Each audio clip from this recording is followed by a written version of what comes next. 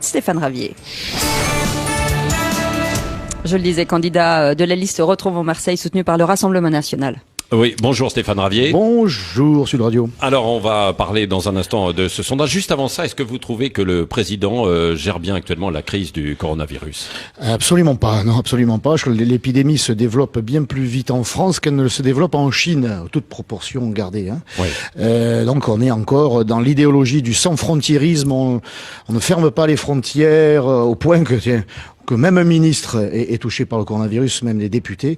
Donc en France, eh bien, on fait toujours pire qu'ailleurs. Bah regardez, l'Italie, c'est quand même pire qu'en France aujourd'hui, non? La France caracole, en tout cas dans le peloton de tête, et c'est un classement dont on se passerait bien parce qu'on n'est pas du tout à la hauteur. Au début de l'épidémie, on nous a fait savoir, mais on contrôle, hein, on avait mis des affichettes dans les aéroports.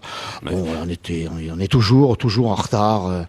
Et là, il s'agit de la santé publique, il s'agit de la vie des Français. Et donc, vous trouvez que le gouvernement, les autorités ne gèrent pas bien. Mais alors, qu'est-ce qu'il faudrait faire si vous étiez, vous, au pouvoir, le Rassemblement national? Que je comprenne bien, moi, Stéphane Ravier. Ce dont je me rappelle, c'est que Marine Le Pen a tiré la sonnette d'alarme très vite, tout de suite, et pas que dans cette épidémie-là, d'ailleurs, ou dans ce problème-là, et qu'on ne l'a pas écouté, qu'on a encore fait savoir qu'elle voulait. En fait. Bien sûr qu'il fallait fermer les frontières, puisqu'on ferme aujourd'hui des frontières intérieures. On interdit tel rassemblement, on interdit tel lieu, on met des frontières intérieures, mais toujours pas de frontières extérieures. Alors, il faudrait savoir. Là, c'est pas cohérent du tout. Ici, à Marseille, vous trouvez qu'il y a un sentiment de panique ou pas? Vous avez annulé des rassemblements, des rendez-vous sur les marchés ou ailleurs? Pas encore. Nous avons encore prévu un meeting entre les deux tours. Nous réfléchissons à l'idée de le conserver ou de l'annuler, parce que bon, on ne veut pas non plus participer involontairement au développement de l'épidémie. Oui, on sait qu'il y a une abstention assez forte, globalement, lors de certaines élections, enfin à Marseille notamment. Est-ce que la crise du coronavirus peut peser dimanche sur le scrutin? Oui, il y a déjà des études qui tendent à le démontrer. Oui, bien sûr que ça va jouer. Alors.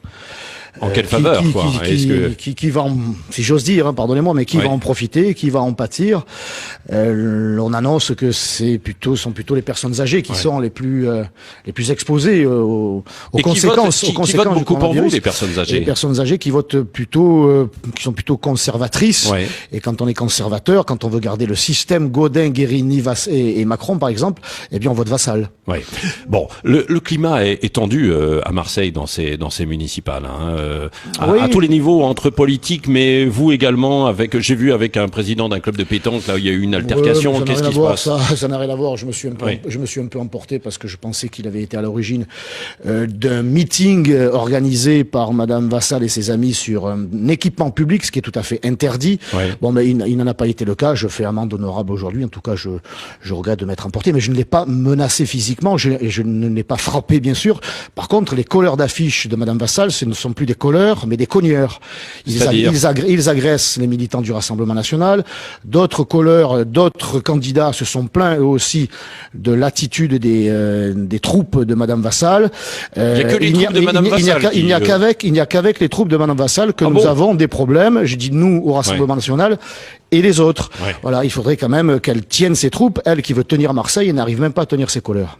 Bon, j'imagine que c'est dans tous les camps, quoi. Non, vous tapez sur Martine Vassal parce que c'est votre adversaire. Non, mais bon, absolument pas. Ce sont des faits. Guerre, quoi. Ce sont des faits. Les plaintes au commissariat, eh bien, sont déposées par les colleurs ou les responsables de chez Bruno Gilles, par exemple, et nous-mêmes.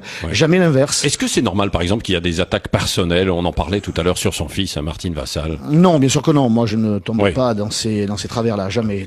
Il y a assez de choses à exprimer sur le bilan de l'héritière Gaudin, qui est Madame Vassal, et sur son programme qui est complètement délirant, que de tomber comme dans ces travers. Délirant pourquoi, Stéphane Ravier, son programme? Parce que quand on en est à aujourd'hui prévoir 9 milliards d'euros de budget pour financer ce programme, et que l'on a 1,5 milliard de dettes, que l'on a augmenté tous les impôts, supprimé tous les abattements, auquel elle a participé, puisqu'elle a soutenu tout ça pendant 20 ans. Parce que Madame Vassal, elle est présidente de la métropole. Ouais. Oui, elle est présidente. Non, mais elle dit aussi qu'il y a de l'investissement et que pour l'avenir de Marseille, il faut investir en même temps. Et si vous me permettez, elle est aussi présidente du département, dont on dit qu'elle aurait bien géré. Ouais. Je rappelle qu'en 2015, la dette du département était de 300 millions. Ouais. Aujourd'hui, elle frôle le milliard. Ouais. Alors moi, avec des méthodes comme ça, moi aussi, je suis prix Nobel d'économie. Hein. Madame Vassal, elle incarne l'échec en réalité. Ouais. Elle fait tourner la planche à billets, mais elle joue avec les impôts d'aujourd'hui et de demain et même d'aujourd'hui. Oui. Si vous accédez à la mairie de Marseille, Stéphane Ravier, quelle sera votre première priorité? Rétablir la sécurité d'urgence. Oui. C'est la première des libertés. Sans sécurité, il n'y a pas de liberté individuelle et pas de liberté économique. On ne vient pas s'installer dans une ville où on se prend à coups de Kalachnikov en plein jour, où ça deal à tous les coins de rue, parce qu'on en est quasiment là aujourd'hui à Marseille. Alors il faut rétablir la confiance. Il faut pour que les Marseillais restent et que d'autres viennent s'installer, et en particulier des entrepreneurs qui, eux, créeront la richesse. Hein, c'est pas la mairie qui crée la richesse. Alors, non mais ça passerait par quoi? Beaucoup de candidats le disent. Il y a toujours cette insécurité, incivilité, en fait, dans le centre de Marseille. Mais ça passe par quoi? Par des renforcements de police municipale? Oui, bien sûr, ça passe par le renforcement de la police municipale, qui n'a jamais été fait aussi peu sous l'ère Gaudin-Vassal. Et ça passe par un partenariat, alors un renforcement et un déploiement des policiers municipaux sur l'ensemble de la ville, parce que pour l'instant, ils protègent le centre-ville, c'est-à-dire les touristes. Mais moi, je veux que les Marseillais soient considérés comme des touristes chez eux toute l'année. Et donc des policiers municipaux, des policiers nationaux que j'obtiendrai de la part de Monsieur Castaner, parce que Monsieur Castaner, il n'est peut-être pas au courant de la situation marseillaise. Vous croyez? Il vient dans la région, il est de la région. Moi, sans lui faire offense, j'ai assisté à l'intronisation du nouveau préfet de police qui est arrivé à Marseille il y a quelques jours. Et dans son discours, il a égrené les résultats en matière de lutte contre l'insécurité à Marseille. Baisse de ceci, baisse de cela. Les statistiques sont merveilleuses. C'est un paradis, Marseille. Or, la réalité est tout autre. L'insécurité vire à la barbarie. Je rappelle que le terrorisme islamiste a frappé aussi Marseille, Laura et Morane à la gare Saint-Charles. Eh bien, tout ça est nié par des statistiques bidonnées. Donc, j'irai voir le ministre de l'Intérieur, j'irai écouter, monsieur le ministre. C'est pas du tout ce qu'on vous a raconté pendant des années. Voilà la réalité. Et je suis sûr de le convaincre de nous accorder les hommes et les femmes dont nous avons besoin à Marseille pour assurer l'ordre. Oui, Cécile de Mélibus me disait, Stéphane Ravier, elle qui ne rate rien sur Twitter, que vous demandez aux gens qui travaillent avec vous de ne pas parler en langue étrangère avec des personnes, aux agents en fait, c'est ça. Oui, ça remonte à 2000. Mais pourquoi? Ça remonte à 2014. Ben, écoutez, depuis le décret de Villers-Cotterêts, qui date de plusieurs siècles, la langue dans ce pays, c'est le français. Oui. Et pourquoi? Parce qu'on se parle pas en français.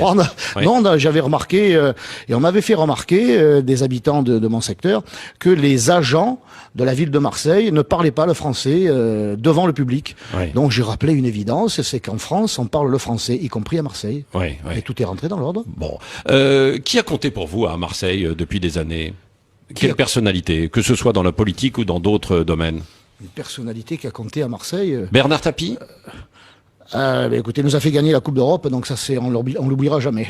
Ouais. Non mais Bernard Tapie, ça fait partie des personnalités. Non, qu'elle est comptée pour moi, non, quand même pas. Mais bah si, vous l'avez dit. Qu'elle est comptée dans ma vie de footballeur, de supporter de l'OM, oui. Oui. Mais la personnalité. C'était l'adversaire aussi de Jean-Marie Le Pen. Hein. Un adversaire acharné, oui, un des plus acharnés. Mais la personnalité. Donc vous lui rendez quand même hommage, quoi, à Bernard Tapie. Ce sont les Marseillais. Bon, c'est une vraie personnalité, les Marseillais. Sur une échelle, dernière question, sur une échelle de 1 à 10, combien estimez-vous vos chances de devenir maire de Marseille, Stéphane Ravier, avec le Rassemblement National? Je pense qu'elles sont élevées parce que le sondage d'aujourd'hui ne reflète pas la réalité.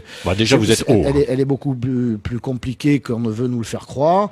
Et la messe n'est pas du tout dite. Et moi, je sens qu'il y a à Marseille une véritable volonté de renverser la table, la table du système Gaudin, si bien incarné par Madame Vassal, et de se détourner du danger que représente une gauche archaïque et sectaire. La seule alternative, eh bien, ce sont nos listes, les listes de Retrouvons Marseille. Donc les chances sont grandes, oui, pourvu que l'on se mobilise et que les abstentionnistes ne sortent de chez eux et prennent le bon bulletin de vote, c'est-à-dire le mien. Merci Stéphane Ravier, candidat de la liste donc Retrouvons Marseille, candidat donc du Rassemblement National qui était l'invité ce matin de Sud Radio. Dans quelques minutes, nous aurons un autre invité parmi les candidats, Cécile. Absolument. Samia Ghali. Samia Ghali sera avec nous, candidate de la liste d'Hiver Gauche, Marseille avant tout. Mais tout de suite, c'est Elisabeth Lévy.